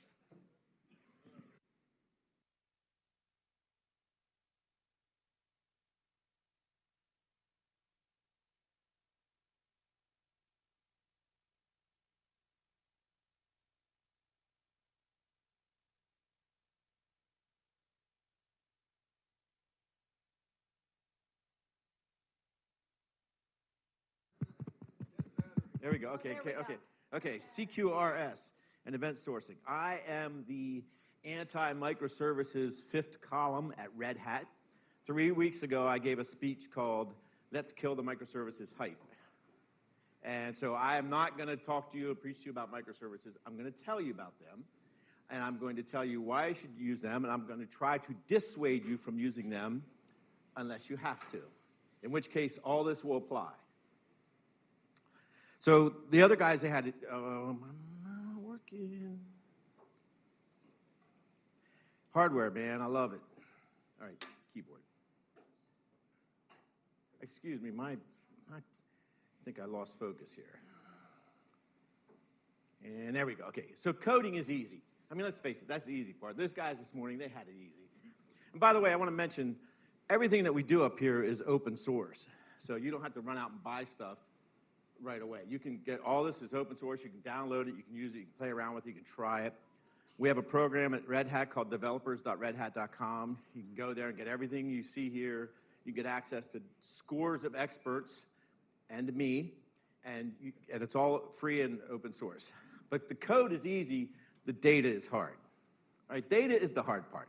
And that's why in microservices, nobody talks about it. Everybody talks about circuit breakers and containers and functions and all that fun stuff, but nobody wants to talk about data. You see code camps, right? They have code boot camps. You can go to college to be a coder. I've never heard of a data boot camp. How many kids have data toys, right? We have toys for kids that can code. We don't have data toys. Hey, Dad, I built a relational database out of Legos. It just doesn't happen. And so, but the fact is, data is everywhere. I mean, it's just, we all know that, but it needs to be said because it takes up a slide that buys me time. And you probably have data in a relational database. You probably have some right now in a relational database system. That's a legacy, monolith, all the bad words that we talk about. Legacy just means it works. That's what that means. A legacy system is a system that works. You might have data in a NoSQL database. By the way, NoSQL can also mean not only SQL. It doesn't just mean NoSQL. That's a true fact. And as a developer, this is my favorite thing to work with, just because it's fun, which to me is the basis of all software development. I don't care if we make money or not, just so it's fun. That's why I'm a developer and not a manager. And we have data in flat files, which I think is probably the most underutilized way to save data. That's just my opinion. Let's just throw it out there for you. Also, totally not related to this, I came to Red Hat as the .NET on Linux evangelist. I wrote a book like the other guys did. Mine was transitioning from .NET Core on Linux. And I am a Microsoft developer, what do you want to say, advocate inside of Red Hat. How many people here use Windows as their development platform? We should see a lot of hands go up because according to Evan's data, 90% of the world's developers use Windows. So my pledge to you is when you find something at Red Hat, like a demo or something online, and it's all written in Bash shell, if you will contact me on Twitter, I will do my best to rewrite the Bash shell in PowerShell. Because everything I do, I make sure I have it in Bash and PowerShell. And I'm almost to the point where I don't even do Bash because you can run PowerShell on Linux too. So that's their problem. But anyway, you have data everywhere. And we know you have it in spreadsheets. Come on, this is true. There are users that have it in spreadsheets. That's where the term siloed came from. We have it on mainframes. We have it on mid-range computers. USB sticks. We have it on network addressable storage. We have it in the cloud of block and object storage. And it's everywhere, and it's being generated from every imaginable place. I mean, seriously, my water heater and my refrigerator are data sources. Okay? That's kind of crazy. So before, and you can continue to do this, you had centralized app and centralized data and everything was fine, right? I came up through the ranks. I started out, first program I did was System 360 Assembler. I'm going to tell you a little story now, and this is actually important. I started in System 360 Assembler with punched cards with COBOL and copybooks. Anybody, does that ring a bell with anybody? There's a few hands. You did COBOL, you did cards, and you had to punch them. And by the way, you had to sequence your cards because anybody ever drop a deck and it's out of sequence? And then you had a copybook, so you'd have your cards and you have a bookmark, and you'd run to a certain point, you take the cards out, you put in what was called the copybook, load those cards in. That's how we did reusable code back in that day. Then I got into systems where they had diskettes and removable hard drives. That was so much better. Then I got into IBM mid-range systems and the AS400. Anybody ring that? Did that ring a bell with anybody? Where the mean time between failure was 10,000 years for the disk drive.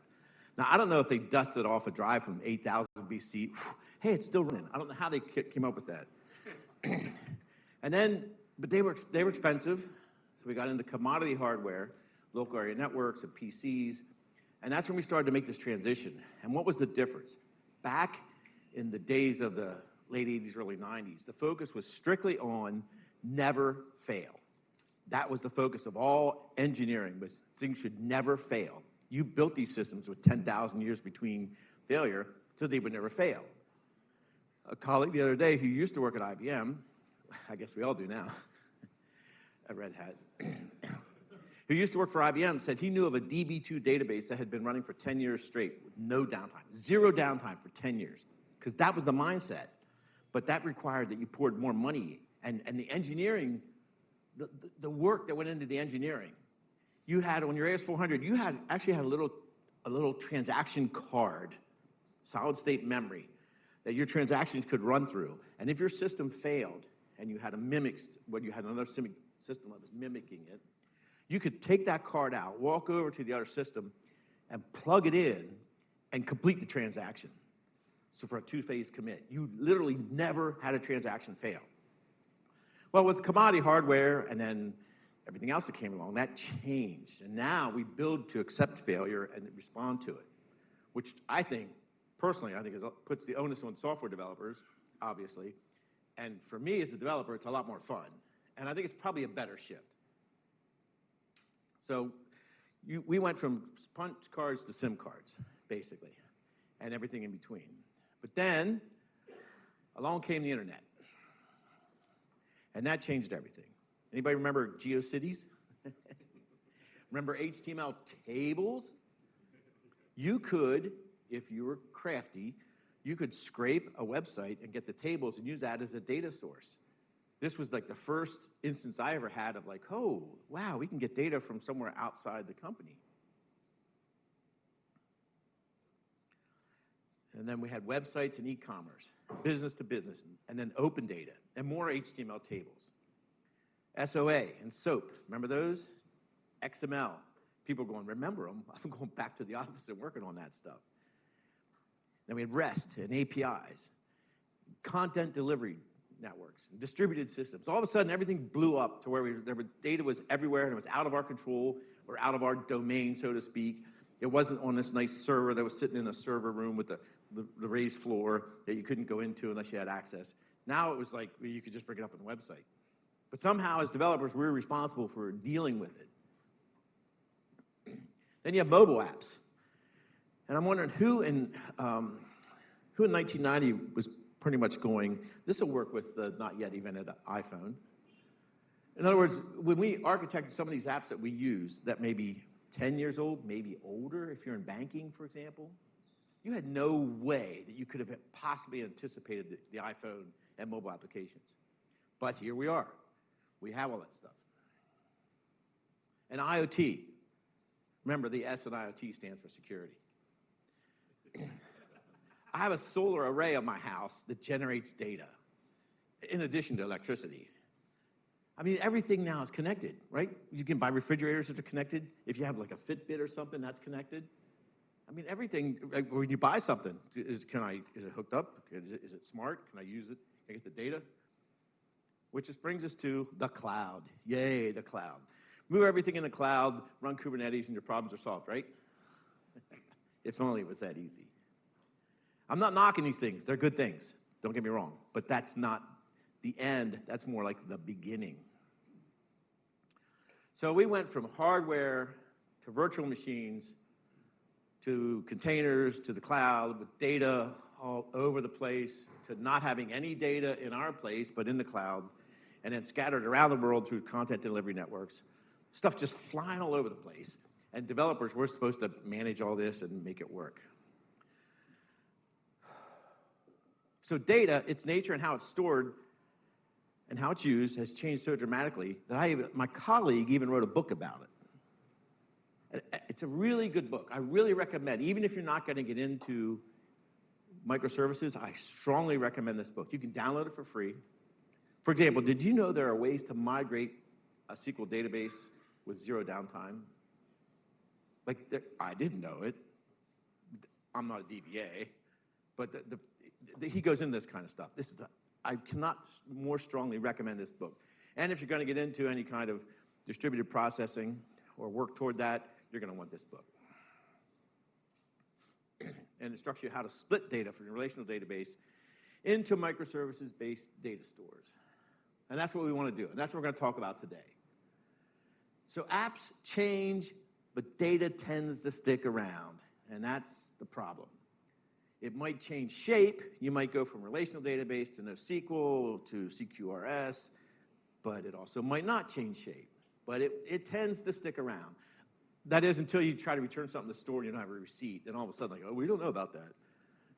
So you always have data, right? You always have data. That's just a given. Even stateless apps have data. They got to work on something. So a decade or so ago, maybe a little more, we had ORM and Hibernate, right?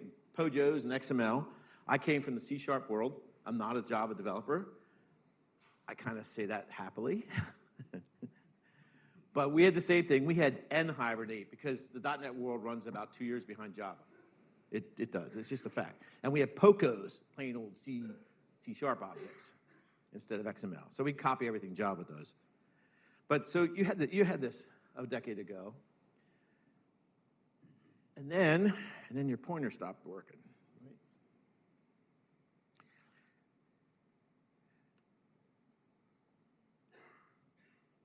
Well, bear with me, please. I'll get my mouse out here. So you always have data, right? We said that. We did, right? Am I going the wrong way? I'm going the wrong. There we go. Then event sourcing came along. And this was a solution to a problem that had to do with, well, as we'll see. So data, in this case, in event sourcing, data is not stored in a row of a database in the purest form. And it's a series of events. Your data is a series of events.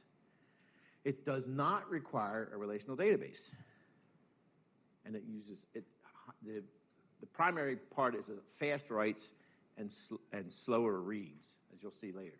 So the idea of event sourcing is that you're just going to pound out all these events and then read them when you need to. And events are fluid and ever-changing, and they can be rather complex. Data structure, on the other hand, is third normal form. So you want to think events instead of data structure. Third normal form, they're static and they're thing-based instead of event-based, right? You have a thing called a customer or a thing called an order. That's the relational database. That's how we think in those terms. In events, you don't have that. If you could combine the two of them, that'd be great. For example, here's an account in a database. Now, most accounts probably have more columns than this. But as you can see, it holds the latest state of ID 1000 through 1004 for this example. You have customer ID and you have the balance. All right, anybody in here who's done any software development looks at this and goes, I know what that is. That's an account table. That's obvious. It's about structure. Here's an event called transfer funds, which moves from checking to savings in this case. It's not two events. As a software developer, the first thing when you think of a transfer funds, right, you think that's a two-phase commit, right? I have to take funds out of checking and put it into savings and then commit that. If it breaks anywhere in between, somebody's getting lucky and somebody's getting unlucky, right? So you can't have that. Well, when you try to do that over the internet with latencies and disparate systems, that's a bit of a challenge to get that two-phase commit. In fact, there's this technology called writing a database Saga, if you may have heard that term. If not, you're lucky. But in a database Saga, you actually have to write out how these transactions happen and make them, I think you pronounce it idempotent, so that you can undo them. Basically, you end up rewriting all the work that Cod and Date did for relational databases in distributed systems. And it's a lot of work, and it's a major headache, and it is really, really hard to do. It's a great challenge. These are like PhD level papers stuff. Whereas in events, you just fire off an event. It's one event. It might have two things that happen, but it's one event. So it's based on, someone mentioned earlier about design, I'm drawing up, domain-driven design, and a bounded context and a ubiquitous language that sounds wonderful. Basically, it means it's based on something that happens in the real world for that domain. Do you understand what I'm saying? This is not IT think, it's real world think. The event is I'm going to transfer funds. So again, it's real world, it's not IT think. You're not thinking subtract from checking and add to savings or whatever. You're just thinking the real world thing is I go to the ATM, I transfer funds. So in the late 80s, early 90s, Bertrand Meyer, who is he's a noted French academic, and he invented the Eiffel language. He came up with that Cqrs, command query separation. And this is interesting. Asking a question should not change the answer. That seems rather obvious, doesn't it? But a lot of times, major change starts with an obvious statement that makes people go, well, yeah, and then they go, well, actually, that's kind of profound. Because if you start to drill down on it, you think, yeah, really, asking a question should not change the answer. Again, it seems simple, but it had an impact. Then in, you know what, I don't know the exact timeline, I can't remember. I did have the pleasure of meeting Greg Young about 3 years ago and having breakfast with him, which was, to be honest with you, I didn't even know who he was. It was so great. So we talked CQRS. Command query responsibility segregation. Greg Young coined the term. And the difference between the two is that in CQS, you would have your database, and you might have a plain old Java object that read the data. So if you wanted to get a customer and you wanted to get the name and address, you would get that object, and it might have all this data, and you only wanted 2 columns. That's what's a couple of extra bytes among friends in a system that's centrally located. In CQRS, you go to the other extreme. You're like, every microservice has its own data model, and in fact, its own database, and it's optimized. So we're getting away from sharing code, which nobody wants to mention, but it's a fact. In microservices, you do a lot less sharing code. Ideally, you don't share any code, but in theory, everything works in practice. So every object is divided into 2 objects, one to write and one to read. It's much more explicit.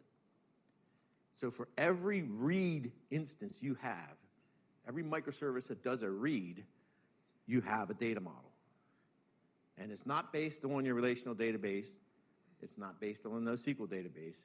It's based on what information you need for that microservice. Where it comes from doesn't really matter.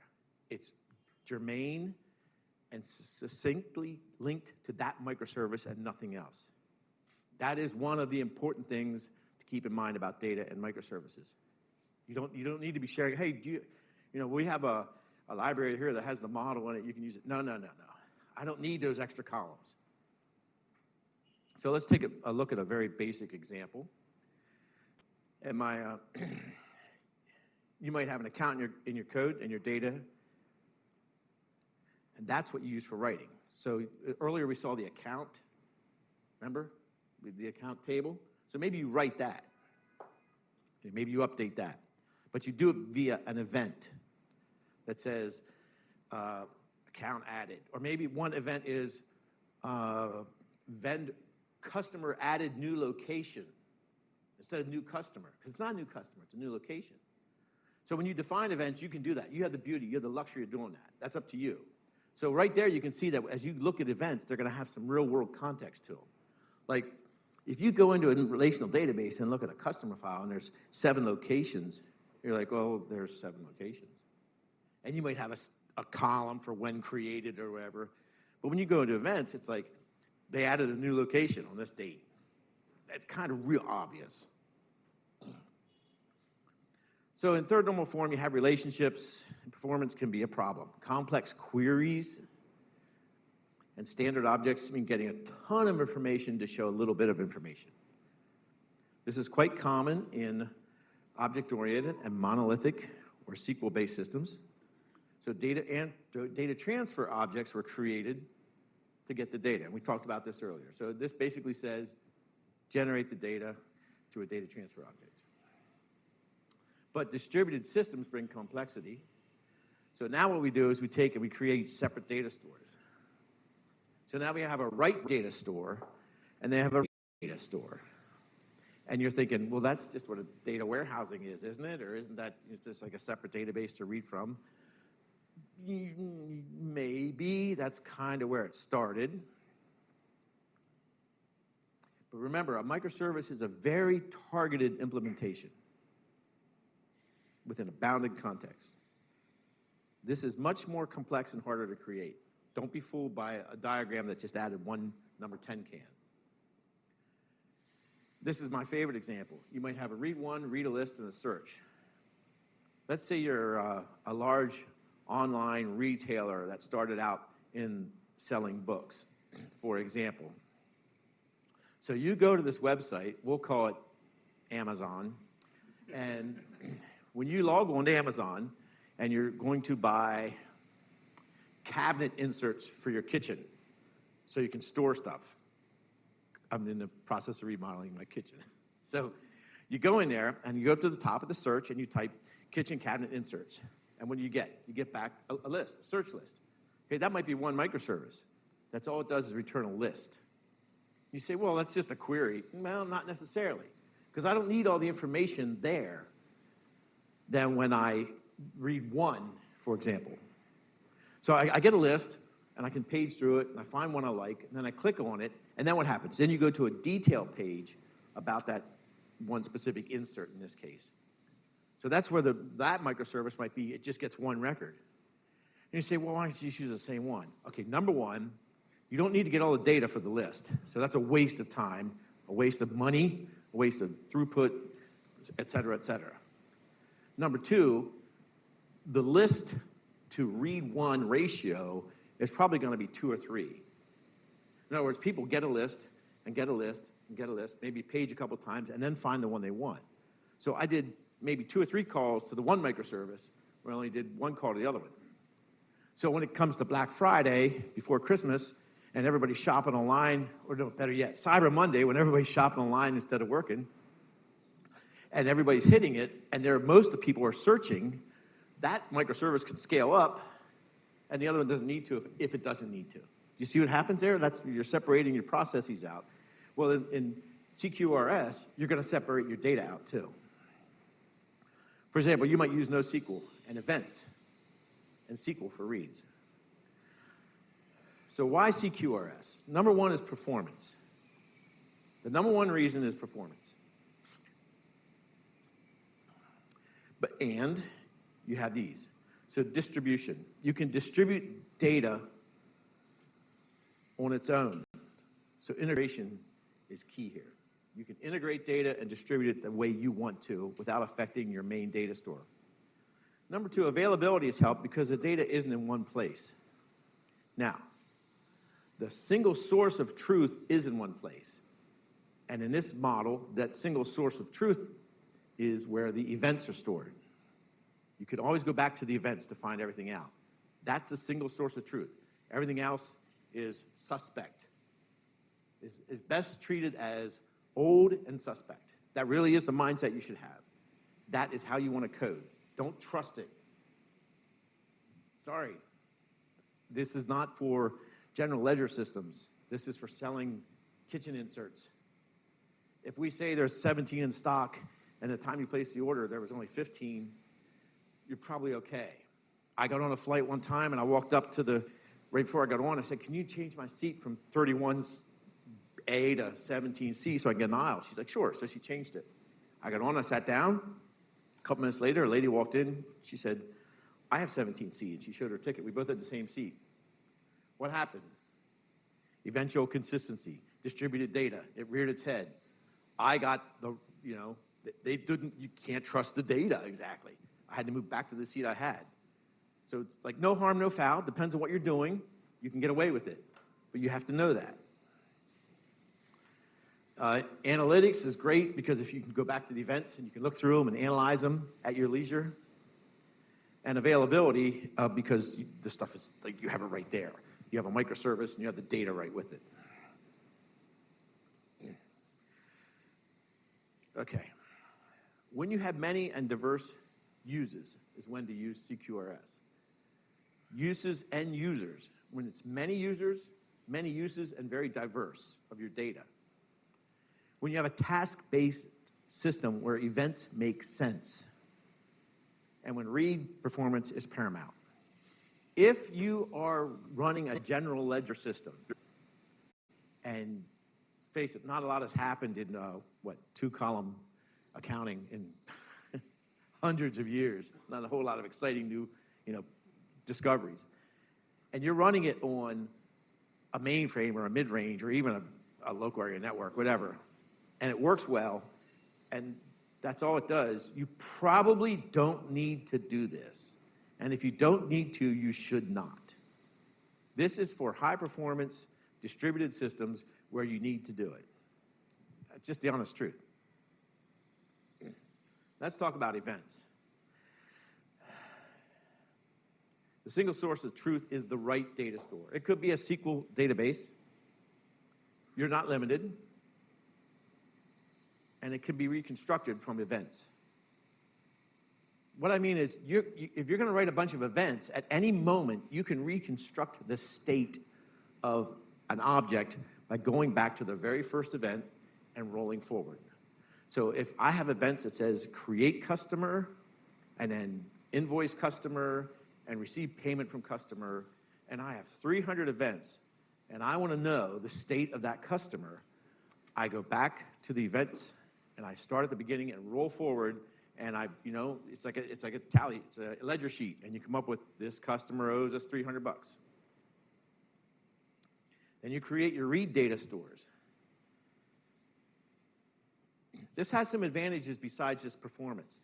When you create a read data store, what you're basically doing, like in a distributed process, is you're saying, I'm going to create a data store, maybe it's NoSQL, maybe it's SQL Server, whatever works. But you're going to put it out there with your microservice. By out there, I mean you're going to have it used by only that microservice. Nothing else. And it's just for reading data. So you want to optimize for performance. You get a couple of benefits from that.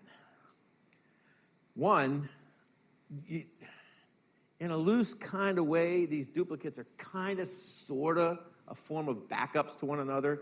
It's not really, but some people will say that. But another great thing is, when you're writing data to a read data store, you can exclude data. Well, that sounds obvious, but that's a great security benefit, right? If you don't want to have, if you're dealing with HIPAA and you can't have identifiable information about a person, when you create the read data store, just don't put it there. So this is a big benefit that is not overlooked, that is easily overlooked. And then you add events to update data stores. These are not the same events that triggered everything. So you have an event that happens, that's written to a permanent single source of truth, and then from that, events are fired off to update the data stores that you have out there. By the way, you can do that in batch, so you don't have to, like, if your updates don't need to happen instantly, can happen in batch, you can do that. You have all these options. You read data stores write-only. You get audit and history trails built in automatically. That's nice, right, when you use events. And events are immutable. They never change. Never change an event, right? You just add another one. So when the event store fires events, those are independent of the origin. So if it's transfer funds, that's the origin event. That's a single source of truth. Other events might fire, like notify customer of successful transfer. Maybe that's an event that fires off secondarily, and that goes to a data store that then sends an SMS to me that says your transfer worked. All right? If I don't get the SMS, I still transferred the money. Do you see the difference? But it didn't come from the original event. It spawned other events. Events can be used to maintain a materialized view. So you can keep these updated, in real time. They can be used to integrate external systems. So if you have an external system you want to attach to, you can create it so that you can write it so that it fires an event and updates your system. They are not reliant on a database schema, and you can materialize this in batch. That's cheating. That's cheat mode, I call that. Events follow the fire and forget model. Event fires, that's it. It doesn't care what you do with it after that. So it's like this. Here's your canonical source of information. It fires events to the read data stores. I'm going too fast for that. So that's basically the model. When the events go into here, that's it. That's the end of the source of truth. The rest is up to you and suspect. If you treat it that way, you'll do fine. I'm not saying it's going to be wrong. I'm just saying you have to treat it as though it could be suspect. In Burr's example, he said there was 15 in stock. There might not be. There might be 14 because somebody just bought one and it didn't get updated yet. That's okay. I only need one. Some things that affect your decision, how long from write to read, that's latency. How big is your data? How much data, how big is your data store? How much do you have to transfer at once? What speed do you have to do that transfer and that update? Is this a huge effort, and is it worth it? Is it worth rebuilding a materialized view every time you have an event? What if you have thousands of events per second? Right? Maybe it's not. Maybe you have to scale horizontally. Maybe you have to have a SQL database that's sharded. All these decisions come in. Staleness, that's closely related to latency, but can you live with stale data? Sometimes you can. Ownership, who owns the data? Do you own it? Do you have the rights to update it constantly? Security, do you need to not publish certain stuff? And the nature and the depth of the information. Just kind of like, this is what it is, and how do we deal with it type of thing. Like medical records. Do you want to you gotta be careful. I'll just leave it at that. So how do we find the current state? We turn on cheat mode. Remember, I said you roll up, you start at the beginning. Now, there's a thing you can do. You can bookmark your data when you're using events, and that's cheat mode. Basically, it says, what if you have a ton of events, and if you have a batch job to update state, it's going to get longer and longer, like every night. It's taking 2 hours, it's taking 3 hours. After a while, it's like it's like hockey. It's a 13-month season. You don't have enough time to update everything. So you can bookmark. You can read up to a certain point of your events and capture your state and then set a bookmark that says, next time I start where I left off. Okay, you can do that. The event sourcing police are not going to come after you, and the microservices patrol will not haul you in. Sometimes you have to do this. Keeping in mind that your event source is still your ultimate source of truth. So if you have a crash or something goes wrong, you can go back. You're not deleting events. Remember, they're immutable.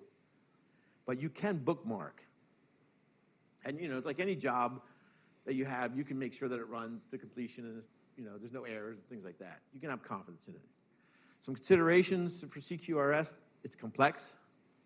It's very complex. Because it's distributed processing. Distributed processing is very complex. It's very hard to do. It's easy to talk about. It's incredibly hard to do. Don't let that dissuade you from doing it if you need to. Let that encourage you to learn more and dig down and get into it. Consistency. there's levels of consistency with data. Eventual consistency is the most common phrase everybody knows. That is how, if I read data here and data here, are they consistent or are they not? Are the things coming in order? Are events firing in order or are they not? So distributing events, we have two little tools we talk about, but one we're going to talk about today is Kafka. It's a streaming platform with ordered delivery. Kafka is also durable. It'll hold events. So you can put events in Kafka. You don't need to use them right away. You put them in what's called a topic, and you subscribe to a topic. Now, you don't want to put them in like this large storage that, you're not going to, don't save them millions of events for weeks. That's ridiculous. It's not a database per se. It's a streaming platform. But it does have some durability, which is nice. And it uses a publish-subscribe model with topics, as I mentioned. And we have Vertex. Vertex is a reactive platform. And one of the biggest advantages, for example, is Vertex is you can take events and just redistribute them. So if you have 150 microservice instances hitting one API at Amazon or wherever, and you're paying for that API, you're paying 150 times whatever. So you do is you put in a Vertex vertical, it's called, and then it reads the remote API and distributes the events. So you save a lot of money. Vertex is also incredibly stupid fast. It just is. And I wanted to quickly show you, we have a couple things I want to show you. So there's a Vertex Starter. This is cool because, I say cool, this is helpful if you want to get into Vertex because you can pick the language and the build model and your group ID, and you can generate a project. What it will do, it will generate a zip file you can download. So if you want to get into Vertex right away, it's just so simple. You can download it, you have code, and your developers, first thing you do is open it up and start looking at what's it doing, how's it working, right? I'm not saying you're going to start building every legacy application this way, but as you as a developer, when you get back to your desk today or tomorrow, this is like, go here and check this out. This is really great. Another thing you want to check out is the Vertex and Kafka examples. And by the way, all these slides will be available and all the URLs. This is really slick because you have an actual example that uses Vertex and Kafka. And you can download it and run it and look at the code. And we have a thing that we did at Red Hat called Coderland. We had a little fun with this. It is an amusement park. The first implementation was the compile driver, which did serverless programming. This one is the Reactica roller coaster that uses reactive programming. Now, this does not use Kafka. It uses AMQ, but AMQ streams are Kafka. So there's enough here that you can definitely benefit. And it's fun. There's some videos that are fun. There's a whole suite of code. I mean, it's an actual running application that you can have fun with, and you can learn reactive programming. And if I can switch this correctly, I have the server started here. And this by itself, this doesn't mean a lot. But I told you about that Vertex and Kafka example, and this is what it will give you. And so you can go in and get the code. You can run this on your PC. And I'm not using, for this example, I'm not using any containers or anything. I'm just running this to the command line. I'm trying to keep it simple for me. But you can play around with this and get an idea of some of the feel of how event sourcing works and the Kafka subscription model with topics. You can change the topics. Well, it's code. You can do anything you want. But this is a good example of how you can get into this with really no cost. Again, this is all open source. So in summary, Cqrs is very performant. It's very complex and very specific to what you need it for. If you're going to choose to go that route, you're probably going to go with event sourcing. Event sourcing is a really great way for distributed processing to not lose data. And there are tools such as Vertex and Kafka that make that a lot easier. If you do not need to do this, you should not, please. But if you need to do this, you need to do it correctly. Okay, what questions are there? Yes?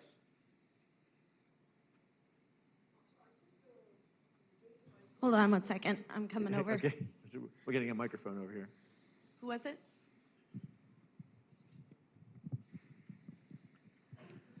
Hello, I'm Alok. So I might have missed a little bit, but I have a question. Like microservices, you mentioned about the Windows. So like there is another environment, Java, which runs on Linux. So your Microsoft concepts, services concept that you are talking, we can implement the same in the Linux or Java world also, in addition to the Windows world? Yes. Okay. Did I Thank you. answer your question? Who else? Anyone else? Okay, well, thank you very much and enjoy your lunch. Thank you. Lunch will be served out there, and we're going to be restarting at what time? At 1 o'clock.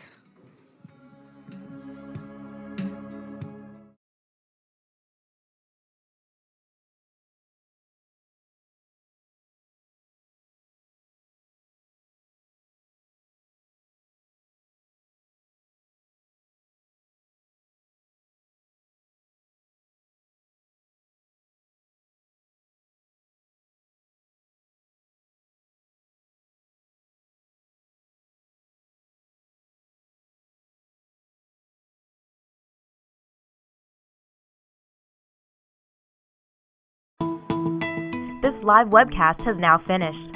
Thank you for taking part. A recorded version of this webcast will be available on this Bright Talk channel shortly. Please rate this presentation and provide the speaker with feedback using the ratings button. Also remember to share this webcast with anyone you think should see it using the share button. Today's presentation was brought to you by Bright Talk. As a Bright Talk user, you can find many more engaging webcasts to view at brighttalk.com. You can also manage your personal channel subscriptions, your profile details, and start a webcast channel of your own. If you have any comments or feedback on this viewing experience, please let us know by visiting www